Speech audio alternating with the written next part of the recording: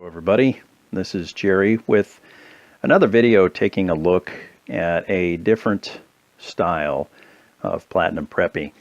If you remember from last week, we took a look at this Platinum Preppy, and it's a pretty standard pen. If you recall, I talked about the fact that you could use an ink cartridge or you could use a converter, and I also mentioned that you could do a eyedropper conversion on one of these by using this as an ink reservoir. And like I said, there's a couple of good videos out there. I know Brian Goulet over at Goulet Pens did one of those videos, and there's probably some other ones out there if you just wanted to go Google it or look on YouTube. But what I did for myself is I wanted one of the eyedropper conversions. I wanted to play with it. So I ended up going to Goulet Pens and simply looked for a deal for one of these eyedropper conversion pens. Most of the Platinum Preppies at Brian's store can be converted into an eyedropper for about $2 extra. So as you're going through the process of purchasing one of the pens, all you have to do is include the fact that you want to have an eyedropper conversion, and they'll do it for you.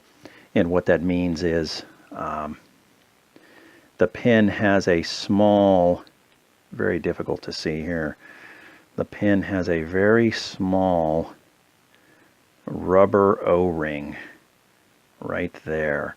And also, if you can see, there's some silicone grease in the threads there. And that silicone grease is basically what's between you and the ink on the inside. So if you take a look here, you'll see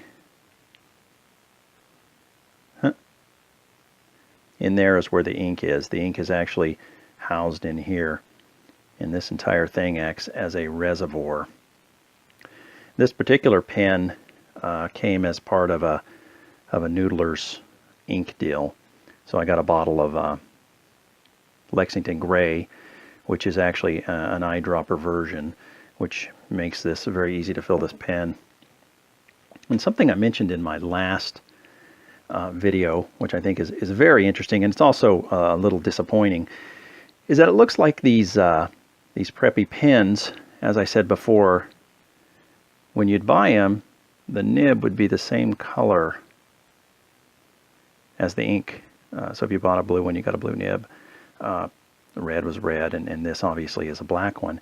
Well, the newer generation, and I had read this, is the newer generation apparently are just silver. Now, I don't know if that's always going to be the case, but in this instance, you can see the older one here is black, and the newer one is silver.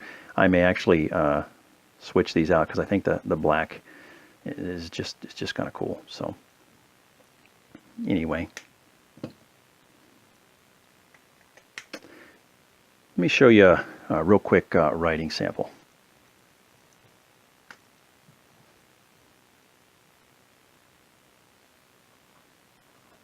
Oop, bit of a hard start there.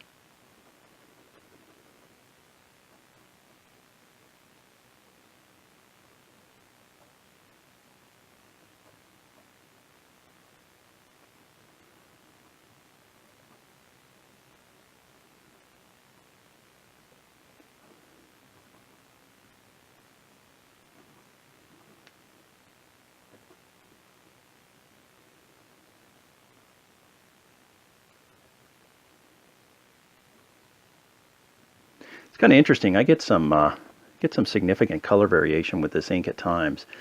As you can see here, it's much lighter gray, and down here it's a little bit darker gray.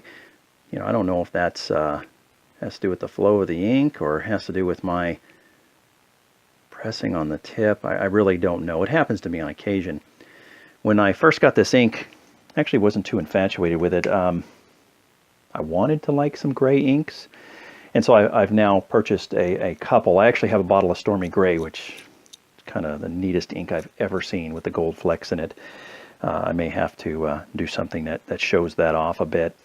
But if you can see here, this is a more of a, it's kind of a medium gray. It's not really a light gray, it's kind of a medium gray.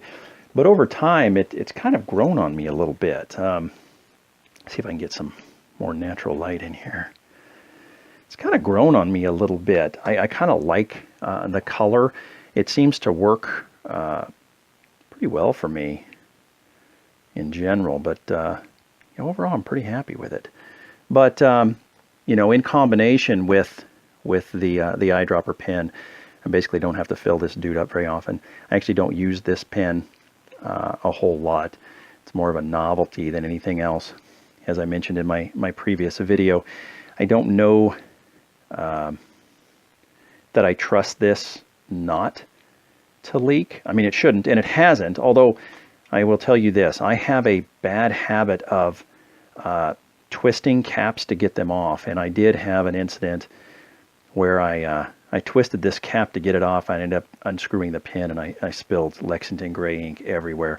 Got it all over my desk, all over the notebook I was working on my clothes. I mean, I made a real mess. I guess everybody does that at one time or another. But anyway, I thought this eyedropper conversion was pretty neat, and especially since you can get them already made. Some places like Goulet pens, you know, for $2, they'll make the conversion for you plus the price of the pen. I think that's totally well worth it. And of course, if you can find a Noodler's ink bottle with one in it, that's, you know, that's just an added bonus. I don't think I'll ever use that entire bottle of Lexington gray, but it is a novelty. It's something for me definitely to play around with. And that's about it with this pen, and nothing special. Nothing special, but it does hold a tremendous amount of ink. I travel quite a bit on planes, and I don't ever take an eyedropper conversion for the reason that I just don't trust it to stay nice and sealed up. If you're interested in taking your fountain pens when you fly on a plane, Brian Goulet has a great video on how to do that, and has to do with air pressure in the pen. But anyway, that's it for this video. Thanks for watching. And obviously, if you want to see anything different, please let me know. And I have a few fountain pens and I have a few inks. I'm just getting started, kind of a rookie at this. So we'll see how it goes. Thanks for watching. Bye.